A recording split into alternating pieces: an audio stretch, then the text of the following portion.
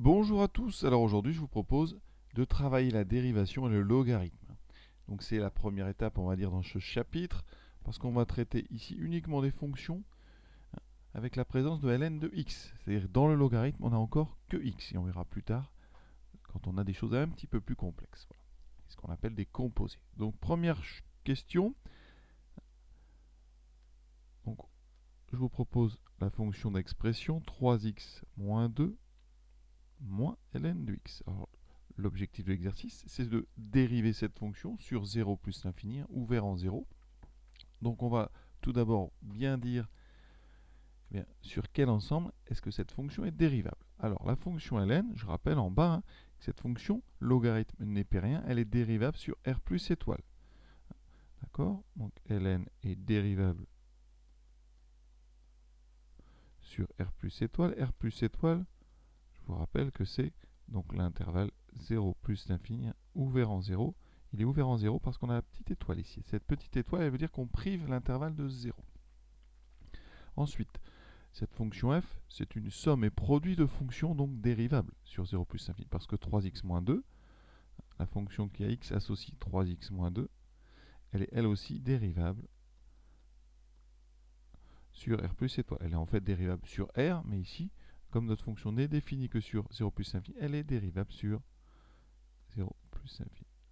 Et ensuite, eh bien, on va multiplier donc le logarithme par moins 1, ce qui ne change pas sa dérivabilité. Et donc, la fonction f, elle est dérivable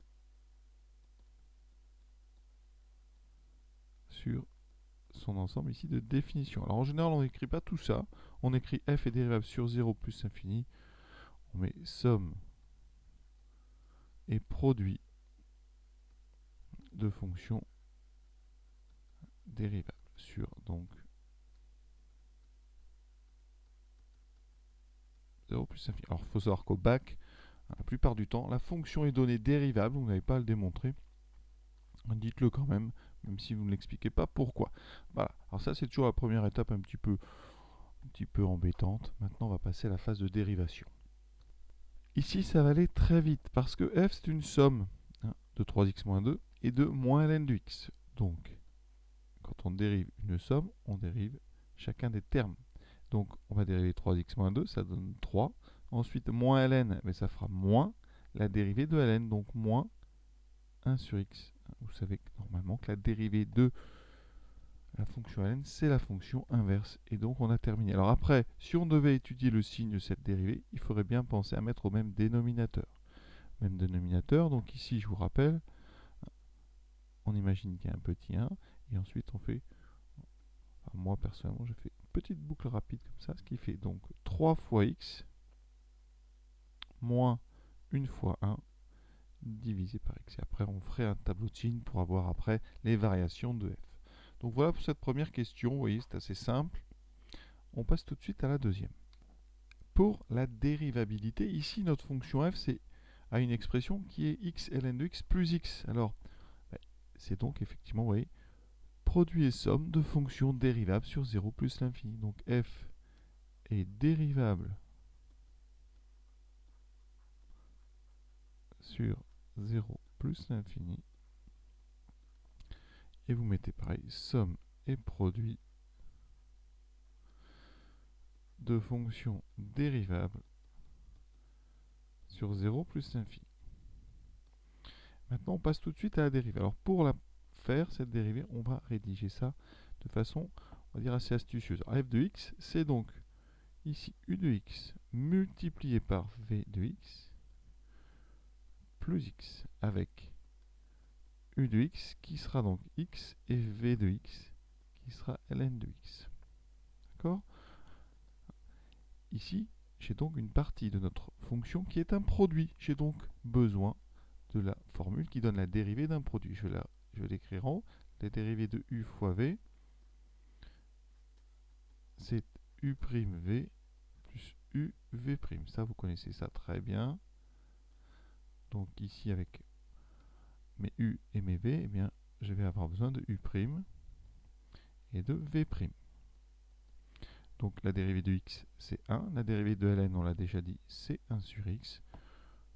On va donc faire notre petite formule u'v et ensuite plus uv'.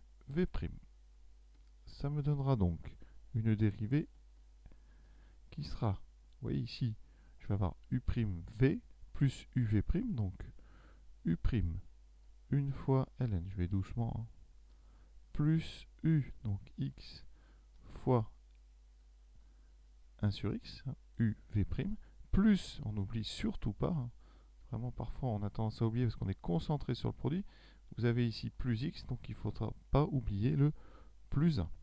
Ce qui me donne donc ln de x, plus ici x fois 1 sur x, ça va se simplifier, j'insiste parce que ça parfois il y en a qui ont des petits soucis, x fois 1 sur x, c'est en fait x sur x, et quand x est différent de 0, vous voyez que ça se simplifie, ça donne toujours 1.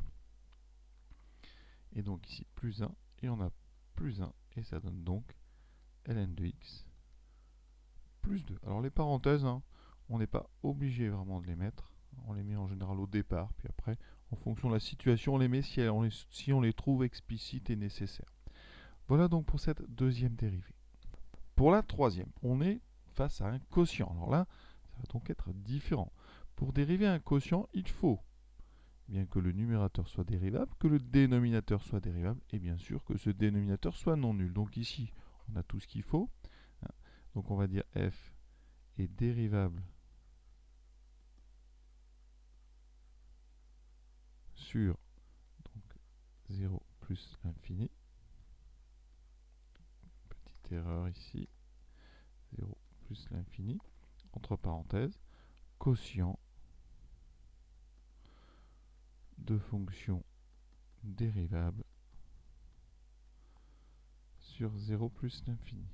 Et évidemment, avec un x qui est différent de 0. D'accord ? Ici, on va réutiliser la même astuce de rédaction. Je vais écrire que f c'est u de x sur v de x avec u de x qui est ln de x et v de x qui vaut x.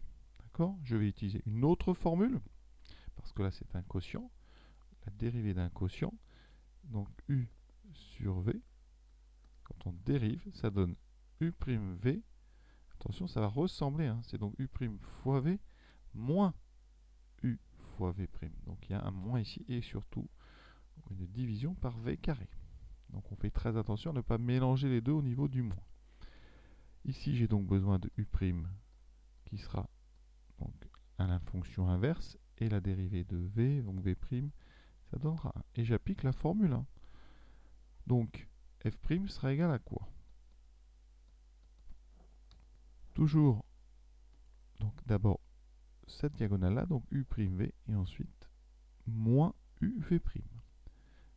J'obtiens donc ici, on peut tout de suite faire le trait de la fraction de notre quotient, donc u'v, c'est donne 1 sur x fois x moins u, donc ln de x, fois 1 sur v carré, donc sur x au carré. Il faut aller doucement, ça ne sert à rien de se dépêcher.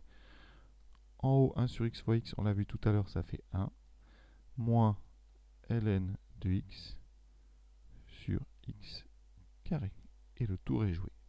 Donc voilà pour ces premières dérivées avec la présence de ln de x. Et pour ceux qui veulent poursuivre l'entraînement, voici donc les 3 suivantes.